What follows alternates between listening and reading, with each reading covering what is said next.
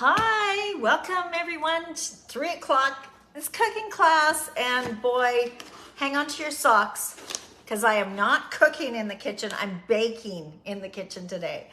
Super excited. I don't normally do this, but what that usually means, one of the reasons I don't usually do baking is I have to put it in the oven and it usually takes a little bit of time. So I've got the TV version going today. So once we get a few people in here, we're going to get this cooking class or baking class started. So I'll start out by sharing where the inspiration of this came from. Hey, Linda, Epic Box.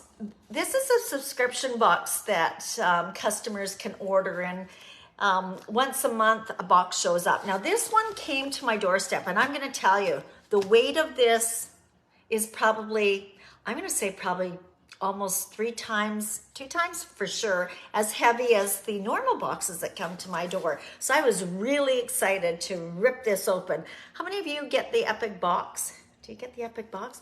Well, to my excitement, because it's like, okay, what is it? Sort of like Christmas here. That's one of the reasons why I love this. Hey, Carolyn. Anyway, I opened up the box, and to my surprise, in the collection is all these baking items, and I wanted to make sure that I showcased, I know, love it, right? I wanted to showcase some of this product, and I've been having fun because it's the season, and it's probably why Epicure is so darn smart about putting baking in the collection. In fact, I already made some cookies for tomorrow. I've already modified the recipe, and those of you who know me, I'm not a morning person, so I've made cappuccino shortbread cookies. Stay tuned. That's going to be I'm going to be sharing that in my Sharing Good Food tomorrow, which is my Facebook group, because I'm going to give you a whole bunch of ideas for gift giving over the holiday season. So I digress. Let's get back to the baking show today. So you can see I've already been playing around in the kitchen. I've made half of this recipe already. Hence, I've got the clip on the bottom. But I am actually going to make for you today, set this aside, I'm going to make this recipe. So the recipe is, of course I can't read it in French, but it's cream cheese swirl brownies. Now, it talks about putting it in a square steamer, but a couple things, because I've already made half the recipe.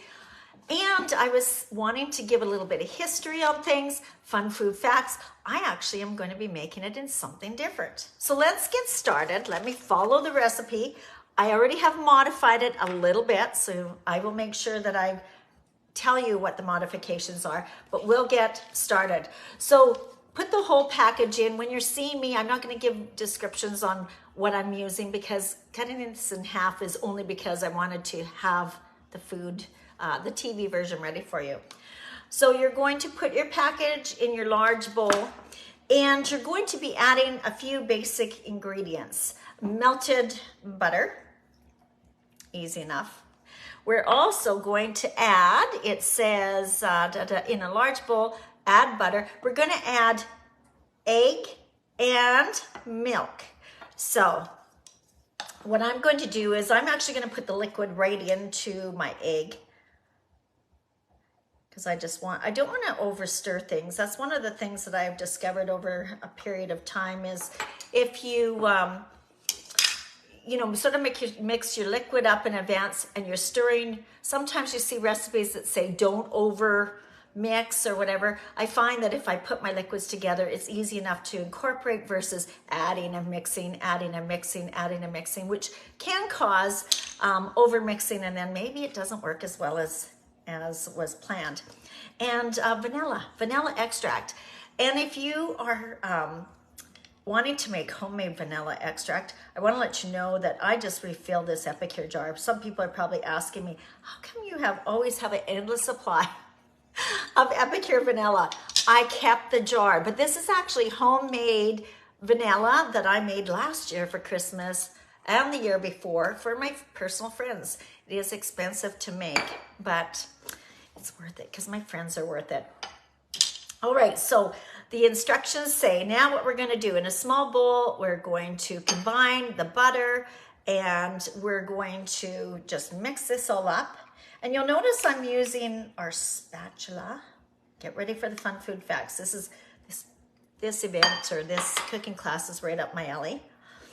But we're just going to mix this up. We're going to set it aside, and then we're going to get part 2 going.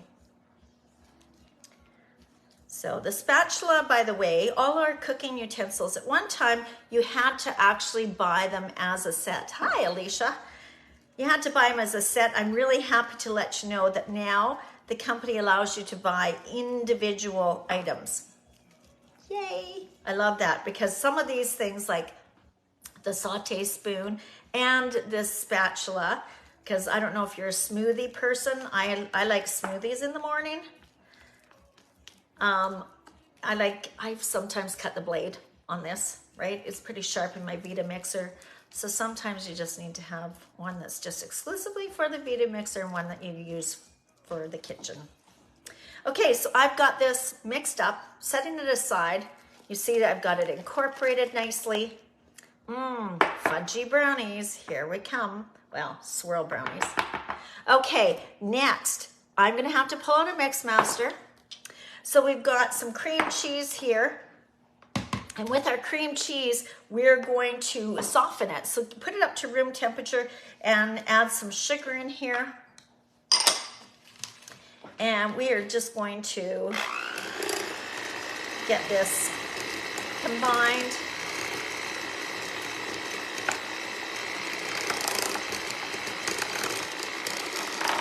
I mean, some of you might have a stand mixer, which I do, just to let you know. But for the amount that I'm actually making, if you actually have a hand mixer, much better. Now, I'm going to tell you a little bit of a story about hand mixing, or using a hand mixer like this.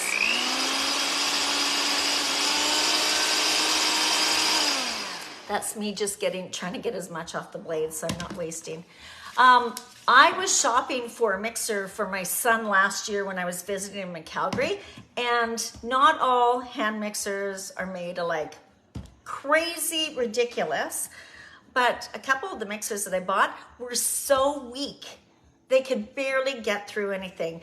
So if you're looking for a new hand mixer in your home, make sure you check the return policy. And look for the blades, because a lot of the new blades for them are just these little wires.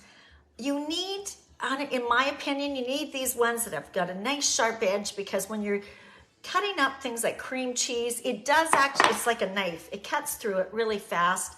And honestly, the motors that they put on these are so darn wimpy. So investigate. All right, so let's get back. And I'm gonna start telling you my fun food facts. Okay, so we've got our base, we've got our cream cheese. It says, okay, what we're going to do is we're going to, oh, it actually said I had to add vanilla. Oops, hang on, let me add that. Of course we needed to add vanilla, duh. Let me just give this a quick little mix. And this is why I don't bake. And I can see my mom's saying, yeah, she agrees. Nothing's made like it used to. I used to have, in fact, my son used to have my grandmother's mixer. It was so old and it started dying, and he actually pulled it apart to try to fix it because it just lasted forever. All right, so in a small bowl, we've mixed our cream cheese. We've added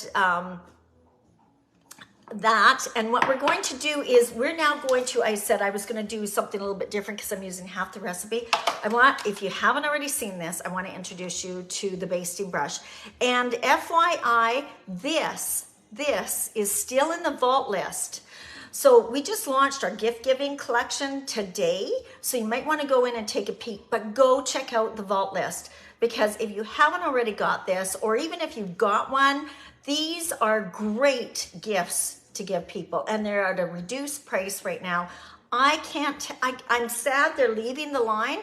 I can't believe they're leaving the line, but get some. It's like a tickle trunk. I always, when I find something I love, I buy more than one, because I'm gonna give it away as a gift, or if I happen to lose it, or I need it right away, because sometimes my husband, I think it's a game. He hides things in the kitchen.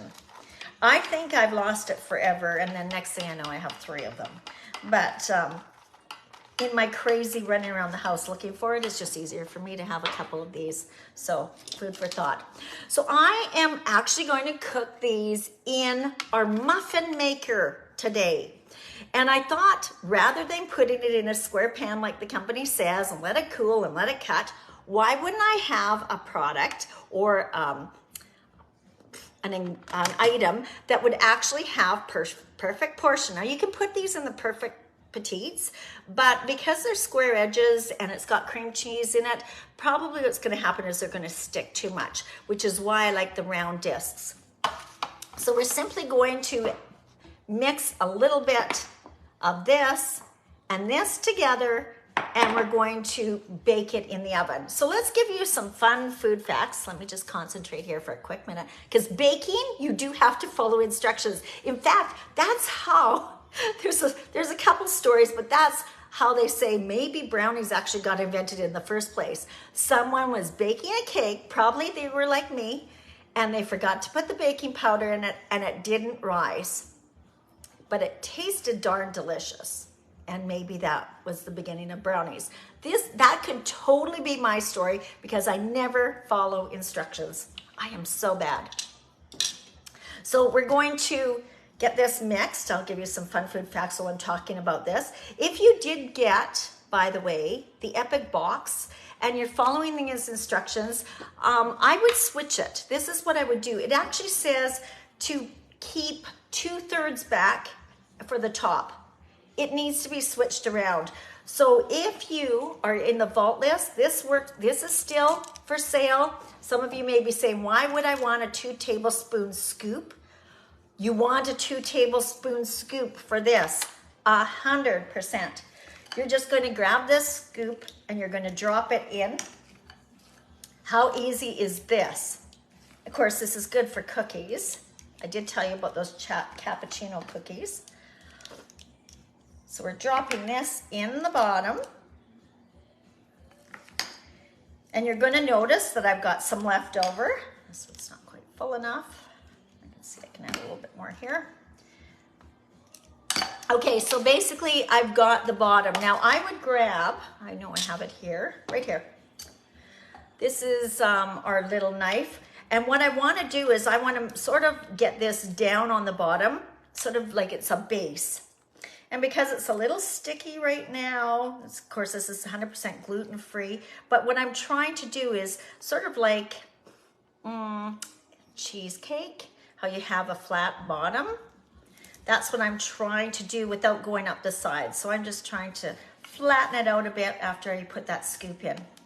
Now you'll notice I still have some here. That's the plan. We're then going to go into our cream cheese mixture. Just gonna use my spatula to get it going here. And again, I'm going to grab my little scoop here, and we're just going to put this on as well. It's gonna go really quick. Can you see how handy this scoop is? Brilliant.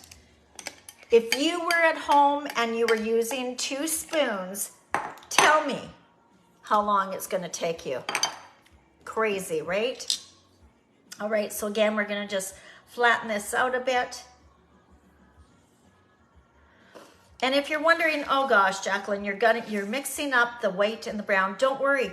It's a swirl. We're going to be adding more swirls to it, but I want to get a bit of a base going here. And this is where I found that when I first made it, they had, in my opinion, too much brown on the top, and I wasn't getting that nice white and brown swirl. Okay, so let's give you some fun food facts. By the way, my oven's sitting at 350 degrees. Okay, so we've got the last little bit. And what I may want to do, because I want to swirl this, and I notice it's thickened a little bit. If you want, add a little bit extra milk. Not a lot, but I do want to have it so it's swirling. See how I modify things all the time? It can get me into trouble. Trust me. But it's the top. I'm going to be fine here. Remember, that's probably how brownies started in the first place. Okay, so here's some fun food facts about brownies. So where did brownies originate from? Brownies, they actually say, might have, well, they believe it goes back to the 1800s. Here we go, 1892.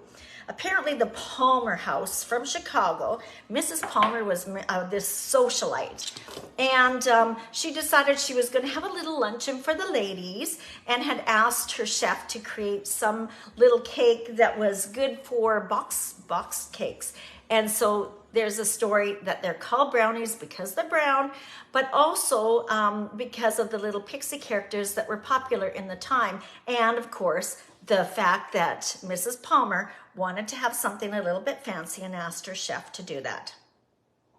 So there you go. That's the story of brownies. And like I said, the other story was the fact that it actually could have been a cake that someone went, oops, forgot the baking powder. Regardless, I'm going to tell you, with this brand new fudgy brownie mix, you're going to fall in love with this. Okay, so now that I've got that done, because these are smaller, and I just realized I left my toothpicks over there. Give me one hot second, or 2 or 3. You will need toothpicks anyway, because you need to make sure that your brownies are cooked. So you're just gonna give this a little bit of a swirl. And you can see how if I had too much brown on there, I wouldn't get the swirling going. You wouldn't see much of the white. It would be all brown, which is sort of what you're gonna see with the other one that I did. Okay, so there you go. I am now going to, if you're using our muffin maker, make sure, because they're really quite flimsy, that you have it on a base. This is going to go into the oven, and it's going to take about 35 minutes. I was thinking, is it 17 minutes? No, 35 minutes. This is the TV version. Okay, so I better set the timer. That'll be the next thing I have problems with. Because in 35 minutes, I won't remember until the house starts smelling and I've got guests coming over. Okay, so I have actually done this already. So when they come out, I was curious, because it's got the cream cheese in it, is it going to pop right out? It does. Look at that. Okay, so how might we want to plate this? As I said, I think the muffin maker with this recipe is brilliant. And I did, like I said, I did put a little bit of oil in there, but we can put some of these on a nice little plate. Now, brownies, of course, they're rich, they're thick, it's got the cream cheese in it. So what might we want to do to just sort of break it up a bit? And maybe some people don't want to have chocolate. Is that you? I don't know. But maybe just for a little bit of festive ideas, put an orange down at the end, maybe break some orange up, spread some little orange. I don't know, what do you call these? What do you call, someone post, what do you call when you break an orange up and you get those little, the little orange, what are they called, sections? Anyway, I also bought pomegranate, and I wanted to, have you ever bought pomegranate and then you're like, how do I get these dang things out? Okay, I do want to let you know, I've been doing a little bit of research, and if you cut a square on the top and pop this out, you can actually see where the segments are, and then you can just sort of peel it back, and you're going to be able to get some pomegranate seeds without struggling so much. Some people say bang it on the floor, some people say put it in water. I do want to let you know they do stain, but I thought it might look really nice, especially with the holiday season coming, to have a little bit of orange, a little bit of red sprinkled on here. Can sort of look messy, but sort of awesome at the same time. And then when guests come over, they can indulge without the big mess of having a knife at the table and cutting things up. And I know quite often when I'm doing baking and you have, all your knives and stuff, you've got rough edges. So anyway, here you are, guys. I don't know, is that not really stinking cute and amazing for like a quick dessert when guests are coming over? You saw how easy it is. That's one of the reasons why I love Epicure so much. They're baking. Gosh, if you hate to bake, Epicure's the way to go because it takes no time at all. It's not rocket science. And like I said, if you were the smart ones and you actually got your Epic box, you've got 5, 6 different things. And like I said, over there are my cappuccino. Let me grab one so you can see how good these look. Cappuccino shortbread cookies. So there you are. Thanks for watching the cooking class. If you have any questions, let me know what you're looking for Epicure. And I just realized only have a half a package left. I have run out. I've been making these like crazy. This is so darn delicious, whether you do it with the swirl or without. So thanks for watching my cooking class, everyone. Have a great day. And remember, tomorrow is our gifting day. If you're not familiar with that, on our Sharing Good Food Facebook group, I am having an event. In fact, give you a sneak peek. Those are all gift-giving ideas that I'm going to be showcasing tomorrow, and I would love to be able to save you a ton of money finding the perfect gift for people who maybe are hard to buy for, but let's face it, you know they eat, and Epicure just makes that super easy. I've got some fun ideas I want to share with you, so make sure you pop over to the Facebook group, Sharing Good Food. If you need to find it, post below. We'll make sure we get an invite to you, but I believe most of you are there already. So take care. Again, thank you so much. Bye for now.